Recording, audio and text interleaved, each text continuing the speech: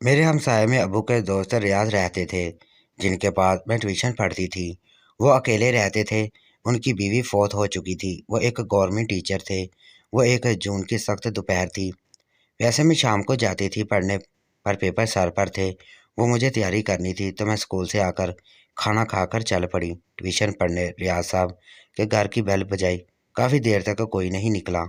मैं वापस जाने के लिए मुड़ रही थी, तो वो दरवाज़ा खुलने की आवाज़। सर रियाज ने दरवाज़ा खोला। सर की आंखें सुर्ख हो रही थीं। सर ने कपड़े भी सोने वाले पहने हुए थे। उन्होंने बनियान और धोती पहनी हुई थी।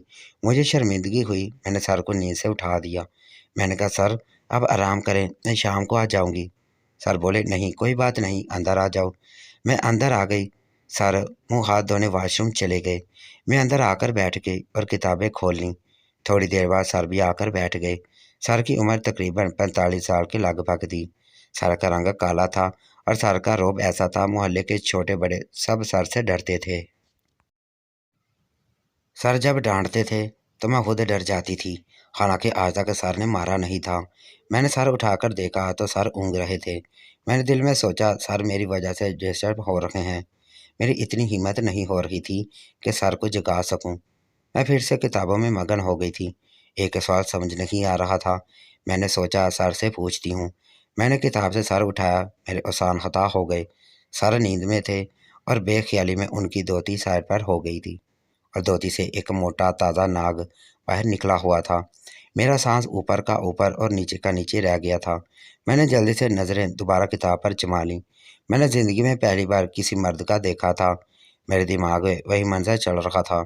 मैंने दोबारा नज़रें उठाकर देखा कि शायद सर ने धोती सही कर ली हो, पर वहाँ वैसे ही उनका काला नाग नज़र आ रहा था। मैंने फिर नज़रें जमा लीं। पता नहीं कैसी कशमकश चल रही थी। मेरे अंदर चाहकर भी किताब में ध्यान नहीं लगा पा रही थी। मैं ऐसे देख रही थी कि अचानक सर की आंख खुल गई और मुझे अपने नाक को देखते हुए देख लिया। मैंने जल्दी से सर झुका लिया। सर ने जल्दी से अपनी धोती को ठीक किया। मारे शर्मिंदगी के मेरा दिल चाह रहा था कि ज़मीन फट जाए और मैं इसमें समा जाऊं। सर पता नहीं क्या सोच रहे होंगे मेरे बारे में। मैं कैसी लड़की हूँ। सर अब मुझे गौर से देख रहे थे। सर ने कहा, कौन सा सवाल है जो समझ नहीं आ रहा। मैं उठकर सर के पास आकर बैठ गई और सर मुझे सवाल समझाने लगे, पर कुछ समझ नहीं आ रहा था। मेरे दिमाग में मारे शर्मिंदगी के और कुछ नहीं था। सर ने सवाल समझाकर कहा, जाओ जाकर सवाल करके दिखाओ। मैंने सर झुकाकर काफ़ी पकड़नी चाही, तो उन्होंने मुझे गोद में रखी हुई सर ने जानबूझकर काफ़ी साइड पर कर ली, जिसकी वजह से मेरा हाथ उनके नाक से जा टकराया। मेरा घबराकर हाथ पीछे करने लगी तो सर ने मेरा हाथ पकड़कर अपने नाक पर रख दिया। घबराहट के मारे ऐसा लग रहा था गोया जिसे मैं जान ही ना हो। मेरी सांस फूल चुकी थी। मेरी सिसकियाँ निकलना शुरू हो चुकी थी। सर थे कि रुकने का नाम नहीं ले रहे थे। मैंने जोर लगाकर सर से अपना आप छुड़वाया, तो सर ने मुझे छोड़ दिया। मैं डर गई। दिल में तय कर लिया कि पानी पीते ही घर चली जाऊंगी। मैंने फ्रिज से पानी निकाला और बोतल को मुंह लगा लिया। अभी पानी पी रही थी कि सर ने मुझे पीछे से आकर दबोच लिया। मेरे हाथ से बोतल छूटकर नीचे गिर गई। मैं खुद को छुड़वाना चाह रही थी, पर कामयाब ना हो पा रही थी। अभी कशमकश जारी थी। सर ने मुझे साथ बेड पर पटक दिया। मुंह के बल बेड पर जा गिरी। अभी समझ ना पाई थी कि सर मेरे ऊपर चढ़ गए। मैंने उठने की कोशिश की, पर सर ने एक हाथ से मुझे गर्दन से पकड़कर बेड पर उल्टा लिटा दिया। मैं देख ना पा रही थी सर क्या करने वाले हैं।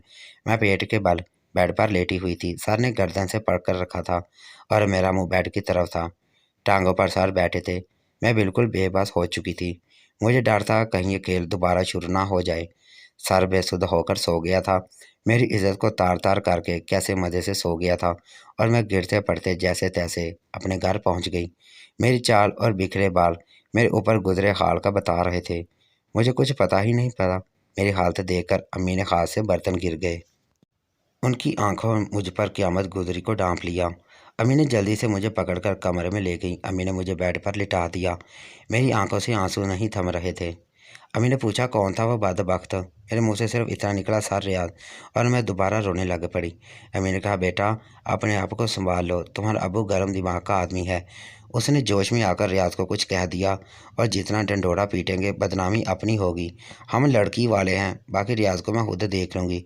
तुम कपड़े बदल लो, मैं तुम्हारे लिए गर्म दूध लेकर आती हूँ। मैं लेटी रही। उठने को दिल नहीं चाह रहा था। न जिस्म में हिम्मत थी उठने की। आंखें बंद करती तो वह सारा मंजर आंखों के सामने आ जाता। थोड़ी देर बाद अम्मी मेरे लिए गर्म दूध लेकर आ गई। फौजिया, अभी तक कपड़े नहीं पहने तुमने?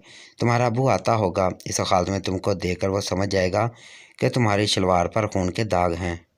इसकी अगली किस्त देखने के लिए हमारे इस चैनल को लाजमी सब्सक्राइब करें। Thank you.